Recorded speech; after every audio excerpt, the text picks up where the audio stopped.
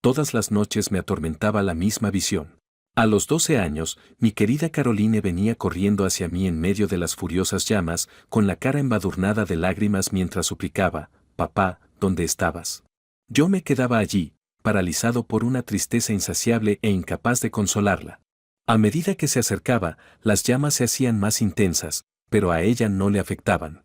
Sabía que la rutina se repetiría en cuanto cayera la noche. Cada vez me despertaría al borde de la fatalidad, con el corazón palpitante y la transpiración saturada, y permanecería en estado de preocupación hasta el amanecer.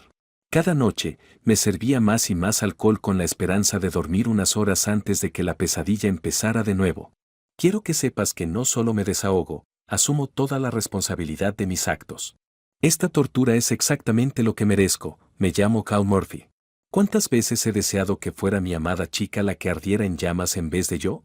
La pregunta ¿dónde está? Caroline salió de mi garganta mientras me ahogaba y sollozaba. En respuesta, la vecina dijo: «Todavía no la han encontrado». La reacción de Emily fue cortante y punzante, como si te importara, imbécil. Aunque sabía que sería inútil intentar consolar a mi desconsolada esposa, observé en silencio mientras los bomberos la buscaban entre los escombros. Como padre, no se puede imaginar nada más desgarrador que ver a un bombero sacar el cuerpo quemado de tu hijo de una casa destruida. Con la posible excepción del sufrimiento psicológico asociado a imaginar los últimos momentos de tu hijo, envuelto en humo y calor, sabiendo que la ayuda no llegaría, suplicando por sus padres. Por alguna razón, esa imagen mental me resultaba realmente angustiosa y tenía la sensación de que Emily sentía lo mismo. Emily se desmayó cuando el bombero se acercó con el cuerpo sin vida de Caroline. La gravedad de sus quemaduras era evidente. Me arrodillé, sollocé y vomité. Llevaron a Caroline al depósito de cadáveres y a Emily al hospital. Me negué a recibir atención médica. Tenía demasiado miedo de ir a ver a ninguna de las dos. Ver el cuerpo sin vida de Caroline me destrozaría aún más y temía que mi presencia empeorara el sufrimiento de Emily. Me sentía tan entumecida que ni siquiera podía mirar a los ojos a las personas que sabían que había abandonado a mi hija. Mientras esperaba a que Emily encontrara consuelo en casa de su madre, me registré en un motel y bebí hasta morir. Fui a ver la visita de mi hija, pero me llevaron a un lugar separado de Emily y su familia. Ni siquiera los miembros de mi propia familia se atrevieron a sentarse a mi lado en la zona designada. Las agudas miradas que intercambiaban todos los presentes en la sala eran como jabalinas. Durante su discurso, pensé que el predicador iba a condenarme al infierno. Todos los que hablaron de Caroline se sintieron embargados por la emoción y no pudieron continuar. Como dudo seriamente que yo hubiera podido reunir las palabras, la prohibición de hablar me pareció perfectamente aceptable. En medio de los ritos funerarios, una inquietante tentación de saltar a la tumba antes de que la tierra se asentara sobre el ataúd cruzó brevemente mis pensamientos. Emily y algunos otros buscaron consuelo en el Fellowship Hall de nuestra iglesia, pero yo regresé al motel y bebí hasta morir. Llamé por teléfono a mi abogado después de llegar a un acuerdo con mi jefe en el funeral y le di autoridad para llevar a cabo los trámites de mi divorcio mediante un poder notarial. Le dije que le diera a Emily todo lo que quisiera y le prometí que le enviaría todo el dinero que pudiera desear cada mes. Esperé en el motel hasta que mi supervisor organizó un traslado a otra ciudad, asegurándome de que mis nuevos compañeros de trabajo no supieran que me había desarraigado. Al principio pareció ser eficaz. Sin embargo, enseguida me di cuenta de la mirada. Me rechazaron cuando se enteraron. Era justo, no podía echárselo en cara. Emily solicitó el divorcio, reclamando todas mis posesiones e incluso mi dignidad, según me informó mi abogado. Emily ya estaba destrozada cuando se supo lo de mi romance con Bethany. Solo puedo imaginar lo insoportablemente doloroso que fue para ti.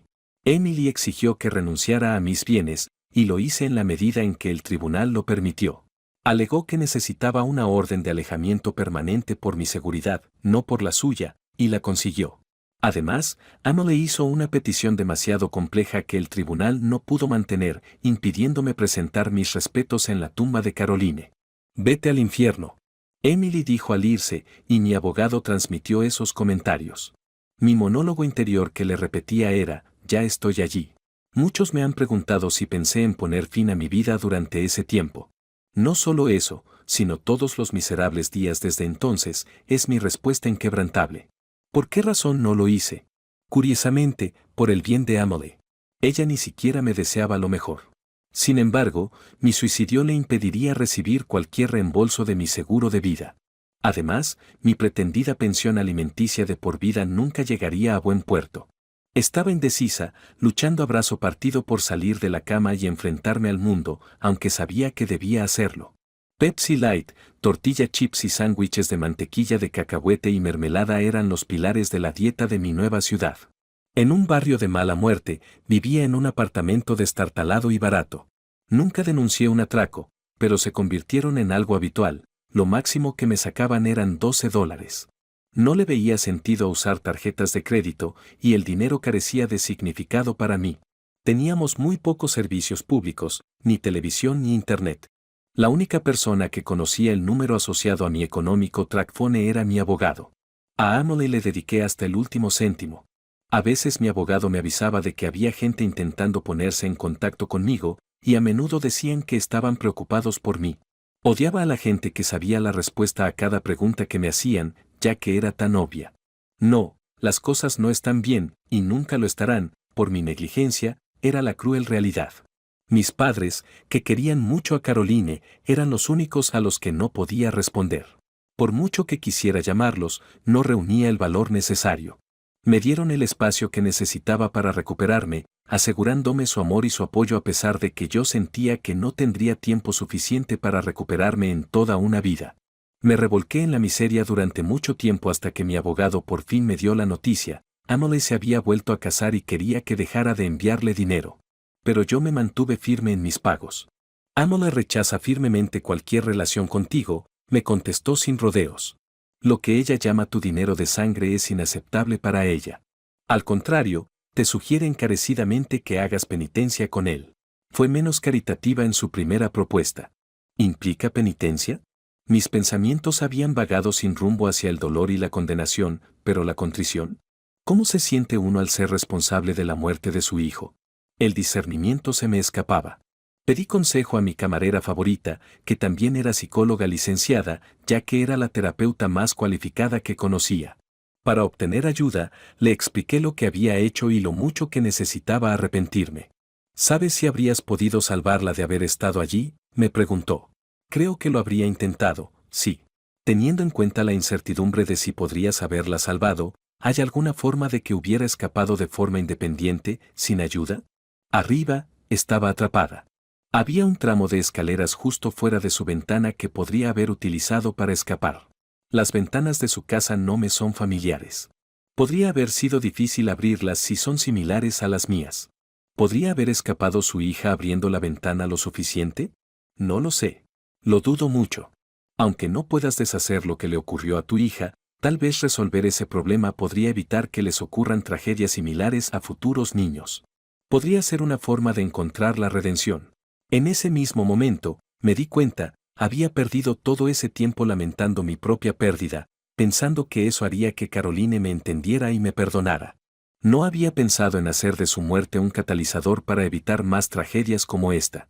Su destino podría haber sido diferente si hubiera conocido una salida alternativa. Muchos otros niños deben de haber estado en una situación similar, pensé. Me dieron ganas de averiguar cómo evitarlo en el futuro. Pasó el tiempo y me informé sobre las mejores escaleras plegables del mercado, cómo instalarlas e incluso me inventé un manual de uso. Me topé con una empresa que instala ventanas a precios razonables, fáciles de usar y seguras. Con un objetivo concreto en mente, me puse en contacto con el cuerpo de bomberos voluntarios del barrio. Querían un examen físico, y lo pasé fatal a la primera. Con 6 meses resueltos de formación, trabajo en red y estudio en mi haber, había alcanzado mis objetivos de preparación física. Mi propuesta de combinar mis nociones con el plan de prevención de incendios del cuerpo llegó después de que hubiera superado la prueba física y me hubiera incorporado al parque de bomberos. Mientras íbamos de puerta en puerta, realizábamos inspecciones gratuitas de incendios, detectábamos cualquier peligro y distribuíamos detectores de humo. Hicimos hincapié en el uso de escaleras plegables como parte de los planes de evacuación para las personas que viven en pisos superiores de casas de 2 plantas, un componente en el que muchos no habían pensado antes. Los agentes inmobiliarios de la zona recomendaban encarecidamente nuestras inspecciones a los nuevos propietarios. El boca a boca hizo el resto. Yo ayudé con la instalación y algunos otros colaboradores aportaron las escaleras y los bomberos se encargaron de supervisar los simulacros de evacuación. Pero no había muchas ventanas baratas que pudieran usar los niños. La demanda superó los fondos, aunque algunas familias colaboraron, a pesar de las conversaciones con una nueva empresa. Llegaron donativos y voluntarios de la comunidad. El cónyuge contador público de un bombero contribuyó decisivamente a crear Caroline's Ladders of Hope, una fundación desgravable. Al leer el anuncio, se me heló la sangre, y mi equipo y yo rogamos a la gente que difundiera la organización benéfica por Internet. A lo largo de varios años, pudimos ampliar el programa con los recursos que teníamos, pero la espera de las escaleras se hizo insoportablemente larga. Temía que un niño muriera en su casa mientras esperaba ayuda. No tenía ni idea de que había sido nominado al título de Bombero Voluntario Nacional del Año por el Cuerpo de Bomberos de mi localidad. Como resultado de mi victoria, pude conseguir una entrevista en Fox and Friends, donde pedí disculpas por mi participación en la narración de Caroline y ofrecí el programa como forma de penitencia. Las donaciones superaron el $1.000.000 y el tráfico del sitio web se disparó a más de 100.000 clics, todo gracias a la publicidad nacional. Aunque las donaciones eran bienvenidas pero no obligatorias, los cuerpos de bomberos de todo el país querían seguir nuestro ejemplo e instituir instalaciones gratuitas de ventanas y escaleras, además de los ejercicios de evacuación obligatorios. Nos alegramos mucho cuando nos enteramos de que una de las escaleras de Caroline había salvado la vida de un niño de 9 años a los 6 meses de nuestra instalación inicial. La publicidad atrajo más atención y donaciones. Emily, en un tono inesperadamente personal, nos envió nuestra primera queja 7 meses después. En un correo electrónico, Emily expresó su disgusto por el programa vinculado al nombre de nuestra hija. Mi querido imbécil, tus atroces actos nunca dejan de sorprenderme. Utilizar el nombre de nuestra hija en una iniciativa falsa para conseguir publicidad y beneficiarte a ti mismo es lo peor que puedes hacerle a su memoria. Tu fingimiento de dolor por su fallecimiento se nota claramente. Le he dicho a mi abogado que presente una demanda contra usted porque está utilizando el nombre de nuestra hija sin nuestro permiso. Caroline's Ladders for Hope será investigada por la Comisión Federal de Comercio. Varios medios de comunicación descubrirán la realidad sobre tu grupo y sobre ti muy pronto. Ya quería enviarte al infierno antes de que calumniaras el nombre de nuestra hija. Ahora deseo que rotes en el infierno. Una respuesta de mi abogado fue: para la recién casada señora Granger, la persona que representa a mi cliente ha leído su correo electrónico y no está de acuerdo con sus suposiciones. El nombre de su hija no es exclusivamente suyo, tampoco el de su padre. Se presentarán demandas por injurias y calumnias en respuesta a las afirmaciones de que alguien se está lucrando con su reputación. El uso de todas las contribuciones a la Fundación para Materiales ha sido verificado por auditorías realizadas por una empresa independiente. Todos los que trabajaron allí, incluso su exmarido, dieron su tiempo gratuitamente. Somos plenamente conscientes de la posibilidad de enfrentarnos a consecuencias legales. De la lectura de la sentencia del juez de divorcio se desprende claramente que usted ha quebrantado la orden de alejamiento que solicitó. Ambas partes debían evitar el contacto. Se le emitirá una orden de cese y desistimiento ya que su infracción es perseguible. Perseguiremos una sentencia financiera sustancial si hay pruebas de que sus acciones han causado daños a las finanzas de la Fundación como resultado de la publicidad negativa. Piense que hacer pública su demanda podría hacerle parecer malicioso y mezquino. Milton Granger, el marido de Emily, envió una carta impactante después de que ella y su abogado hubieran dejado de comunicarse. Señor Murphy, le escribo sobre: mi futura ex esposa lo atacó a usted y a su empresa, y por eso lo lamento profundamente.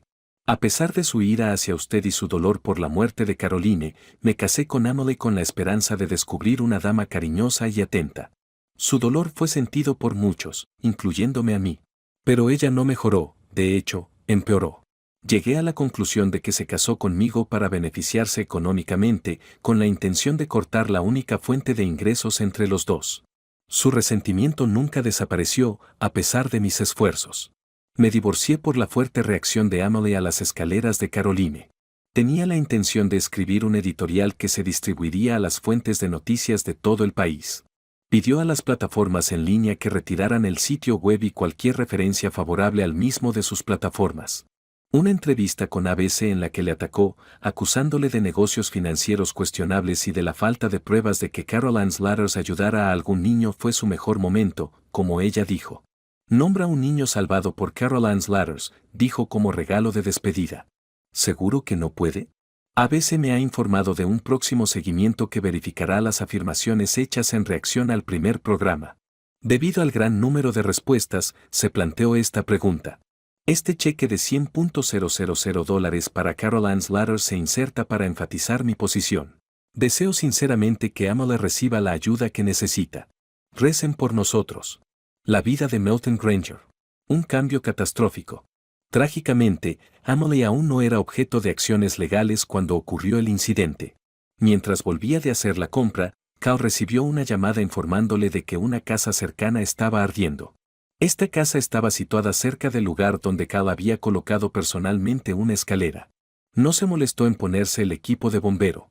Fue el primero en llegar, por lo que no perdió tiempo en entrar en el edificio en llamas. Aunque la parte superior de los escalones permanecía libre, los inferiores estaban envueltos en llamas. Subiendo los escalones a toda prisa, Cal saltó y esprintó hasta aterrizar en el quinto escalón.